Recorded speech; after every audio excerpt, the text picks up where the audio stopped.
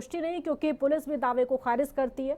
आगे बढ़ते हैं। 1984 सिख दंगा केस से जुड़ी हुई बड़ी खबर सामने आ रही है, जहां पर दिल्ली के सरस्वती विहार केस में दोषी करार दिया गया है। सज्जन कुमार को दोषी करार दिया है। राउस एवेन्यू कोर्ट ने सज्जन को दोषी ठहराया है। सरस्वती विहार में बाप और बेटी हत्या केस में ये दोषी ठहराया गया है।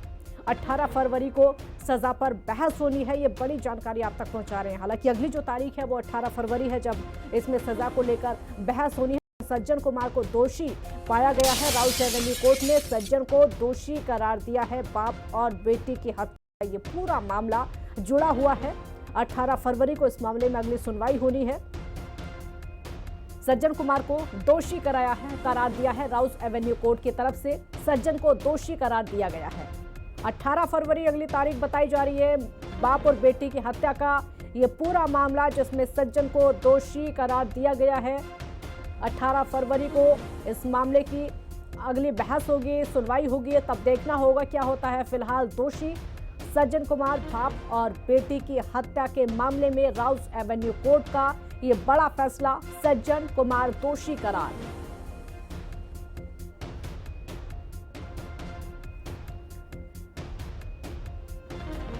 1984 सिख दंगे से जुड़ी हुई ये बड़ी खबर सामने आ रही है। दिल्ली के सरस्वती विहार का ये पूरा मामला, सज्जन कुमार को दोषी इस मामले में करार दे दिया गया है। राउस एवेन्यू कोर्ट का बड़ा फैसला, सज्जन दोषी। सरस्वती विहार में बाप और बेटी की हत्या के केस में सज्जन को दोषी पाया गया है। 18 फरवरी को इस सजा पर अगली बहस होनी है, तब देखना होगा क्या फैसला सुनाया जाता है। फिलहाल जो राउस एवेन्यू कोर्ट का फैसला वो ये कि सज्जन कुमार दोषी बाप और बेटी की हत्या के इस पूरे मामले में 1984 सिख दंगे से जुड़ा हुआ मामला, दिल्ली के सरस्वती विहार में सज्जन कुमार को दोषी करार दे दिया गया है। 18 फरवरी को अब बहस होनी है इस पूरे मामले को लेकर। सजा पर 18 फरवरी को बहस होगी, देखना होगा क्या सजा सज्जन कुमार को मिलती है, कौन सी सजा सज्जन कुमार को मिलेगी, इस पर बहस होगी।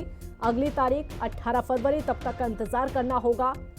बाप और बेटी की हत्या मामले में दोषी तो करार दे दिया है, अब कोर्ट इस मामले में क्या सजा सुनाएगा, अगली तारीख 18 फरवरी। कंचन हमारे साथ लगातार बनी हुई हैं लाइव। कंचन, 18 फरवरी अगली तारीख है जब सजा को लेकर बहस होनी है। सज्जन की दोषी करार दे दिया गया है, पूरी जानकारी क्या है? जी बिल्कुल। देखिए, कांग्रेस के पूर्व सांसद सज्जन कुमार को आज राउस एवेन्यू कोर्ट की जज कावेरी बावेजा ने एक और मामला इसलिए कह रही हूं क्योंकि पहले से ही दिल्ली कैंट के एक मामले में सज्जन कुमार लगातार उम्र कैद की सजा काट रहे हैं। और आज भी जब राउस एवेन्यू कोर्ट में सज्जन कुमार को लाया गया था तो तिहाड़ जेल से पुलिस सीधे उनको राउस एवेन्यू कोर्ट लेकर के आई थी।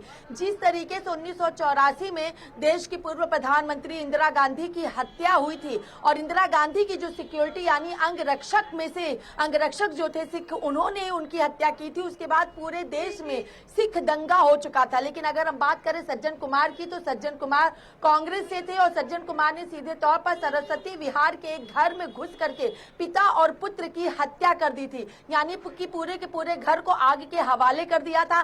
घर के अंदर घुस करके पूरी तरीके से तोड़फोड़ किया गया था। कई और परिवार के लोगों को वहां पे घायल भी किया गया था। जिसके बाद लगातार एक और इसके पहले मामले में भी यानी 1984 सिख दंगे के ही एक मामले में, जो कि मामला दिल्ली कैंट का था, वहां पर आरोपी पाए गए थे सज्जन सिंह, जो अभी भी लगातार सजा काट रहे हैं। अब जो ये पूरा का पूरा प्रकरण है, लेकिन अब 18 फरवरी को जो सुनवाई होगी वो सुनवाई सिर्फ इस मामले को लेकर होगी कि अब सज्जन कुमार को दिल्ली कोर्ट क्या सजा देती है। क्योंकि सज्जन कुमार पहले से उम्र कैद की सजा काट रहे हैं। अब पिता और पुत्र की हत्या का जो आरोप सज्जन कुमार पर है, और जो एक आरोप था कि उन्होंने पूरी की पूरी जो भीड़ है उसको उकसाया था, कई लोगों की जो जाने गई थी उसमें कहीं ना कहीं जो हाथ है वो सज्जन कुमार का हाथ था। तो अब 18 फरवरी को एक और नई सजा सुनाई जाएगी कि अब उस सजा में सज्जन कुमार को क्या फिर से उम्र कैद का करार दिया जाता है या फांसी की सजा का प्रावधान सज्जन कुमार के लिए रखा जाता है। इस पर फैसला 18 फरवरी को आने वाला है। जी बिल्कुल कंचन, बहुत शुक्रिया इस पूरी जानकारी के लिए, और खबर पर नजर भी बनाए रखिएगा। तो अब देखना होगा क्या फैसला आता है और क्या सजा